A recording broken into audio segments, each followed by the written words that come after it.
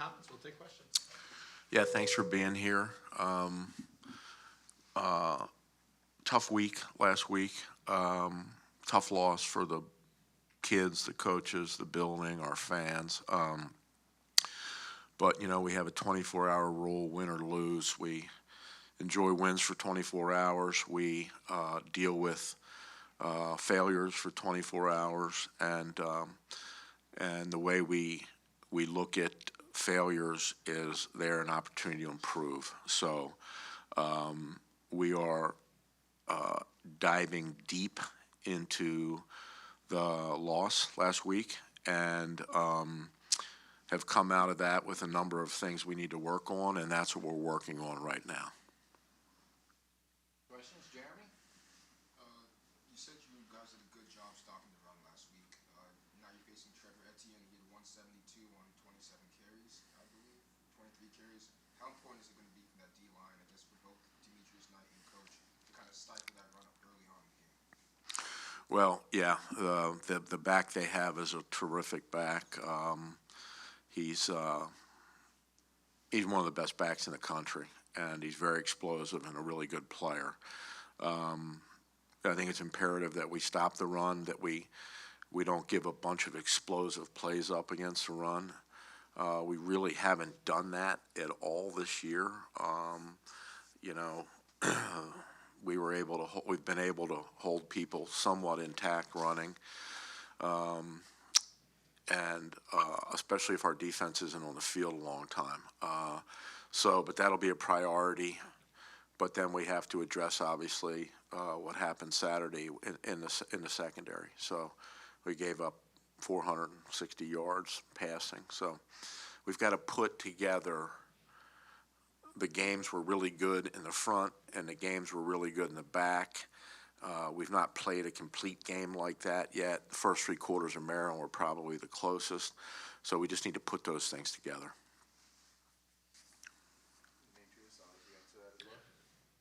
I would piggyback off of what he said. We have to learn how to play a complete game as a defense. Even when we are tired, we've got to, again, like we talked about last week, we have to rely on training. You have to rely on your technique, because in those times of tired and you can't think right, you can always rely on your technique, because when you rely on your technique, you'll be right 100% of the time. So it doesn't matter if you're tired, you're breathing heavy, you're trying to get the call, you're trying to tell your teammates what's going on. You rely back to technique, you will always be right, because it should be instilled in you from the beginning.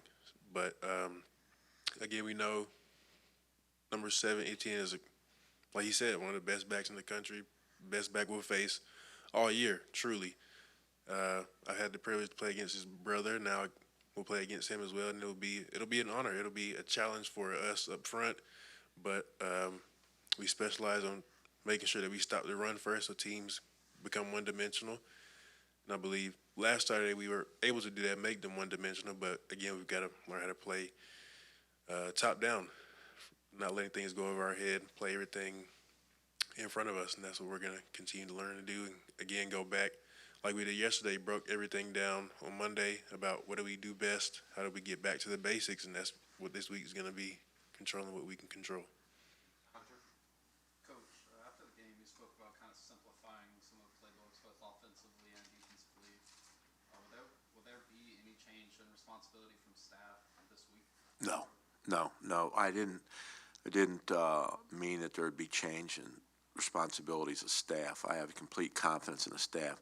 What I was talking about was I want to make sure we don't outcoach ourselves, right? I want to make sure that our players are free to play fast and loose and thoroughly know what they're doing. So we'll have a more limited menu this week, and that's what I was talking about. So, sometimes you carry into a game, you can carry as many as 30, 35 runs into a game. That's probably too many.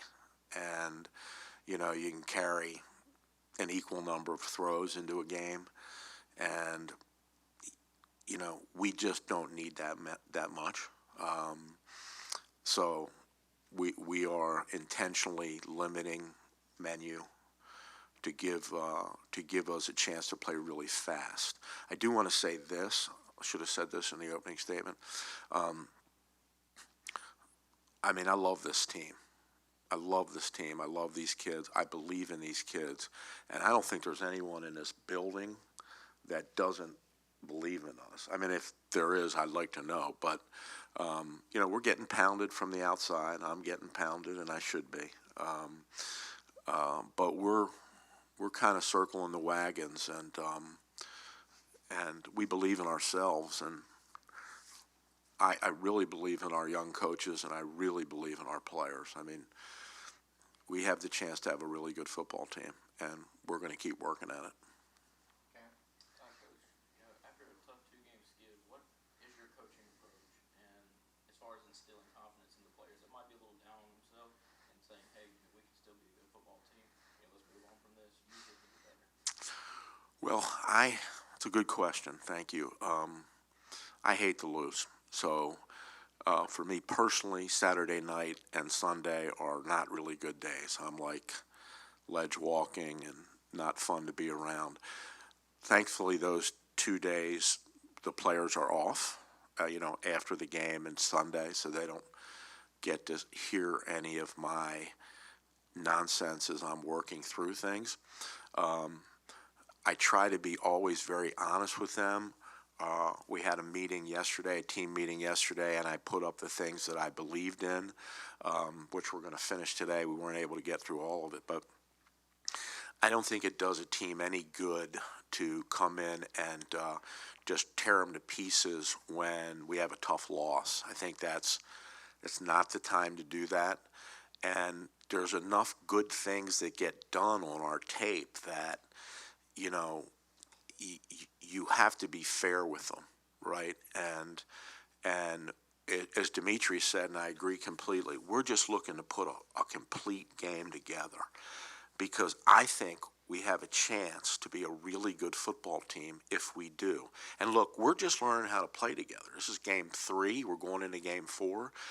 And the way we look at the season is there's the non-conference schedule. Then there is a hard stop after Florida. And you got to work all this stuff out in those first 4 games because the rest of the way, they all count. And so this is a big week for us to get better. And, you know, then next week will be a big week to get better, to get ready to go to Dallas. So my philosophy is usually when a team is winning a lot, I tend to be harder on them than when we've had some disappointments because I don't want to crush their spirit. And I don't think it's warranted, quite frankly. Hunter? Coach, had a couple days since the game, breakdown film of quarterback play. Looking back at the game, what did you think for the 2 quarterbacks, Ivy and Jones, and who gets you the best opportunity to win moving forward? I think both of them do. I think both of them played really well. You know, Ivy, I think, was 20 for 28 for 280 yards, something like that. 1 interception. That was a mistake. Shouldn't have thrown that ball. Should have actually gone to the other side of the field. But he's getting experience. And the 3 sacks were really deadly. You know, just throw the ball away, right? And then Jones comes in and he makes he lights it up and is very puts a big spark in us with that run he made. And so we like both of them. Our goal is to get to the point where we have enough of package for what each one of them does well, so we could play them like 50% of the time. We think will be hard to prepare for, and they are totally different. Doesn't mean Trexler can't run because he can run a little. Doesn't mean that Jones can't pass because he can throw the ball. So I was encouraged by how the quarterbacks played. I thought they played well. Kevin, what do you think of that? I agree, most definitely. For us up front, it doesn't matter who's back there. We got to protect them. So be excited for both of them, blessed to have both of them. Definitely thankful for Trexler and Jones. So. Jeremy, question for Kevin and Coach on the post-game presser. You talked about how the offensive line was covering people, but they weren't imposing their will on people. They weren't physical enough and kind of,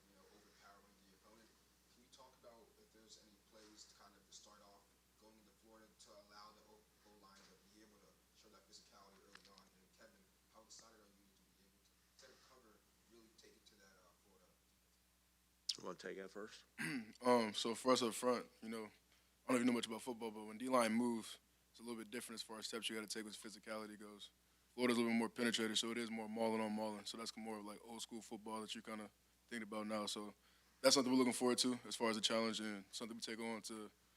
As a room, we were looking forward to the opportunity to kind of showcase that, especially on this stage. It's like we feel like we can play with anybody, and we definitely want to show and earn the respect and earn the trust from our teammates with the ball to know that we got them up front. So it's more of a game that it will show. Win or loss is going to be up front on us. So we're looking forward to that. Florida is elite up front. Their front seven is just, it's really good. They have they have great size, they have great athleticism, they're really well coached, and they play really hard and fast. So this is a great challenge to our offensive line. And one of the things we've talked about is that, football's 11 on 11. There's usually a guy right over you that you're responsible for, whether you're a receiver or a lineman or a tight end or whatever you are. And this will be a chance for our guys to,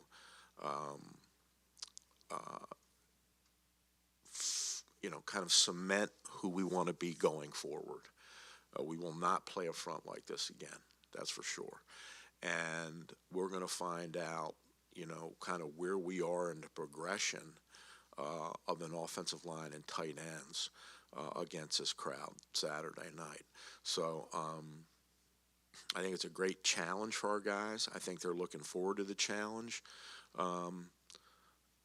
There will be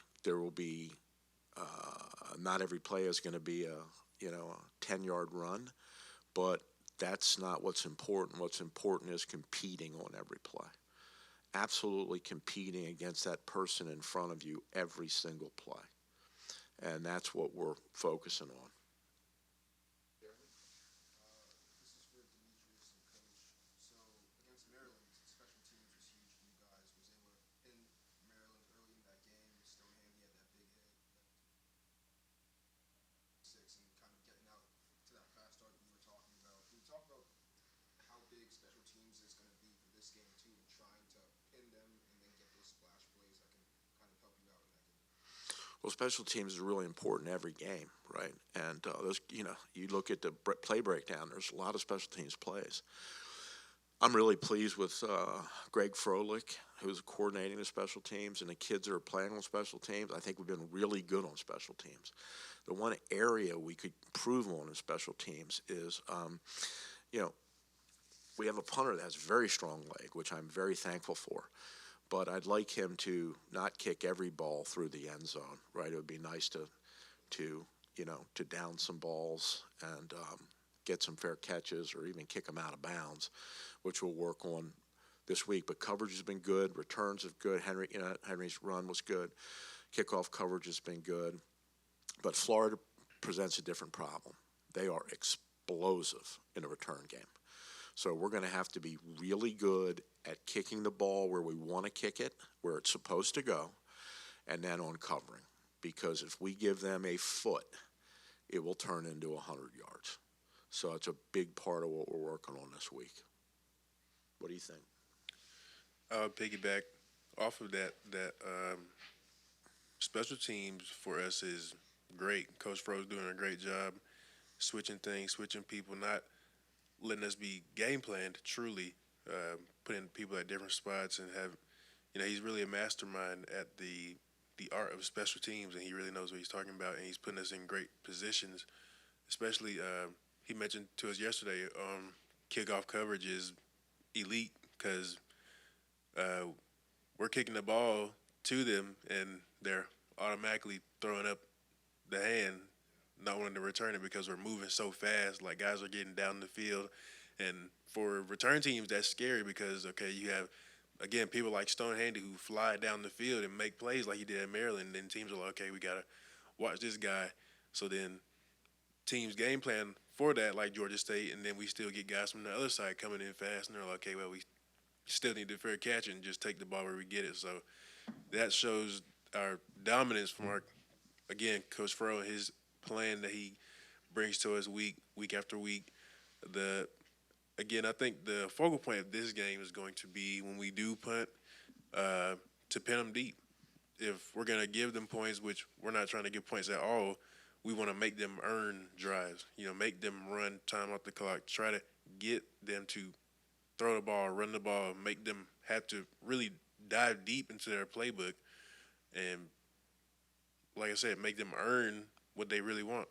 I think it's going to be up to our gunners to get down the field, but it's also going to be up to guys like me who's out there on punt to get out those blocks. And when those gunners get double teamed, which they could be when we have fast guys coming out the edge like McGuire, Neal, and IT, those guys may get double. So it's going to be up to us guys who may be blocking one guy as soon as the ball is off to get down the field and cover, because they're, like he said, they're going to try to part the Red Sea and let their guy Pearsall, who's a great returner, run right down the middle. So it's going to be up to us to cover and get down. I believe Coach Farrar has a great plan for that as well. And week in, week out, we know he's going to put us in the best position. And I know this week we're going to talk with Grant. We're going to get him right. And I believe Saturday night we'll be in great field positions as a defense. I don't think we're going to get many fair catches this week. I think they want to return the ball, and they have great returners and are really good on special teams. So we have to expect every ball that's kicked to be returned. Hunter, first for coach and then for the players. Headed down to the Swamp, expect 80,000 plus in attendance for that one. The crowd drew quite a few procedural penalties from Tennessee. So first for coach, how do you prepare your team for a game like that, whether it be dead ends at practice, artificial crowd noise, and then for the players, how excited are you to play on a stage like that and on 7 o'clock night game in Florida? I'll let you guys go first.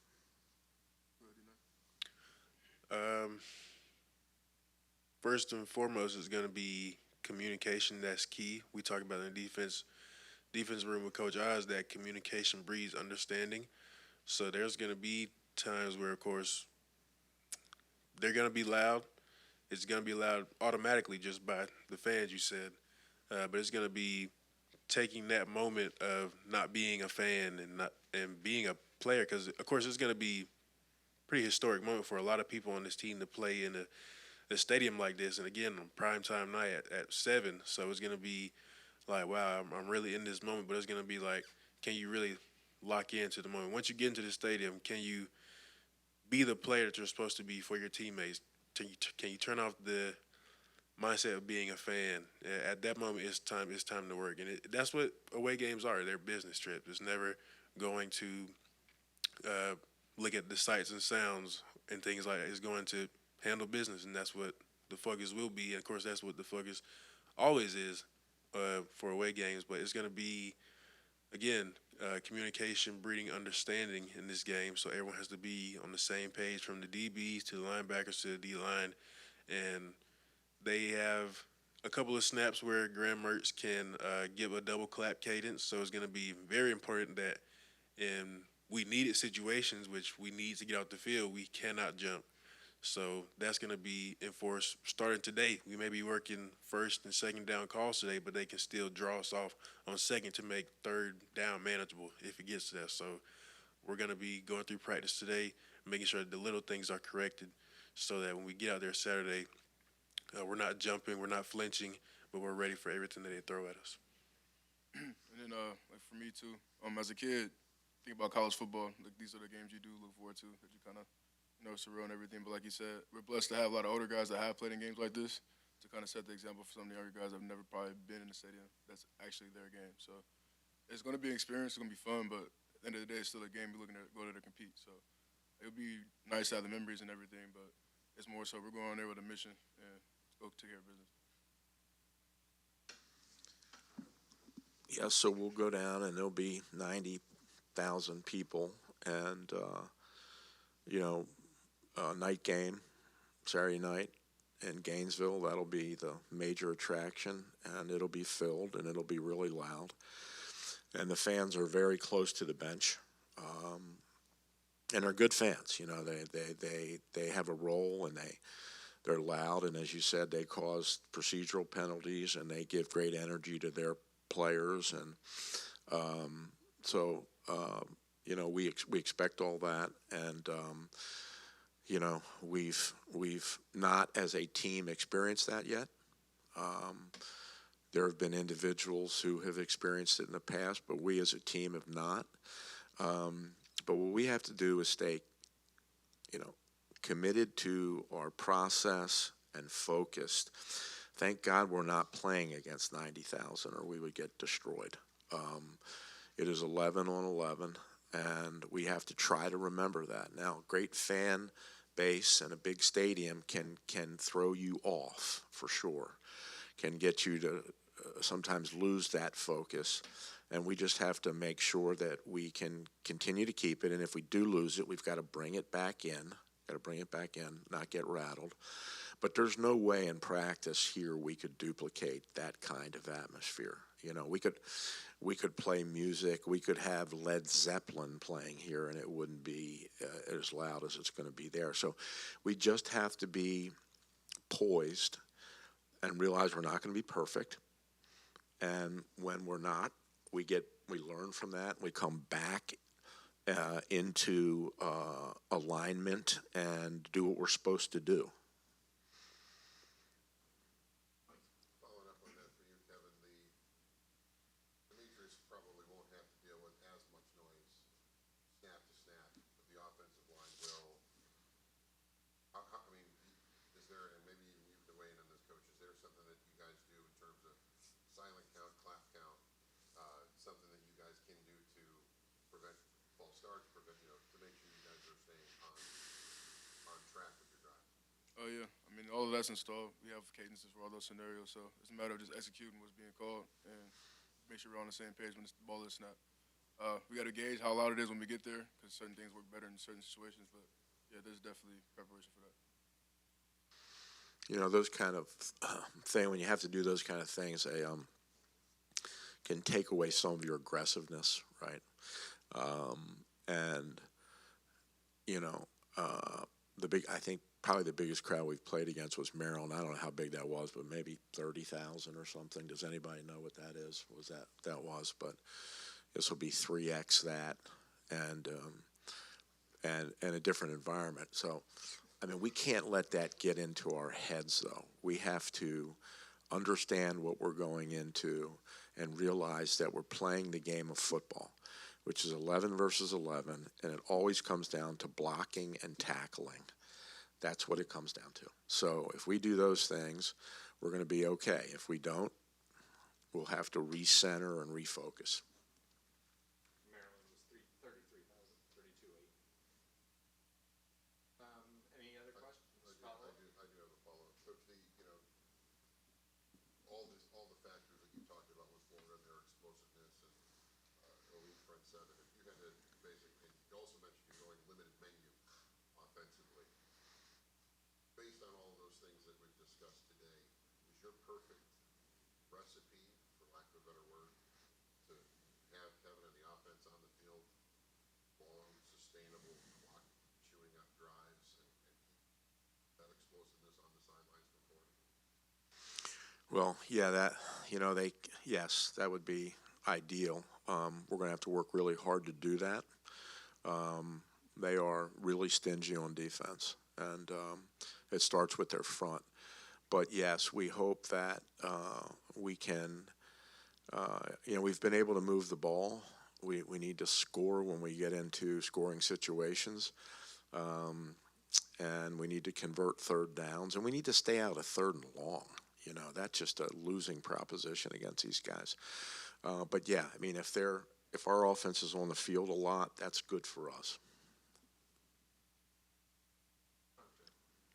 I had asked about Jaden Bradley Saturday night, not playing much these first three. Can 49ers fans expect to see him moving forward in the lineup?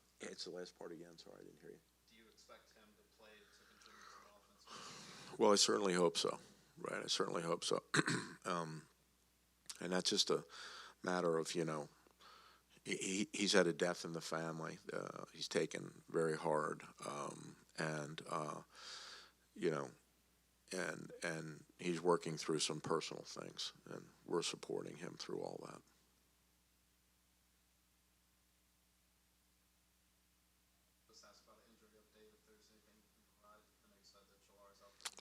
Yeah, he's out, unfortunately. I think he's having some surgery the end of the month. But everybody else is good. You know, thank God we're pretty healthy. I mean, you know, right? Pretty healthy. Anything else for these guys? No? All right. Thank you, guys. Appreciate it. Appreciate it. Good job.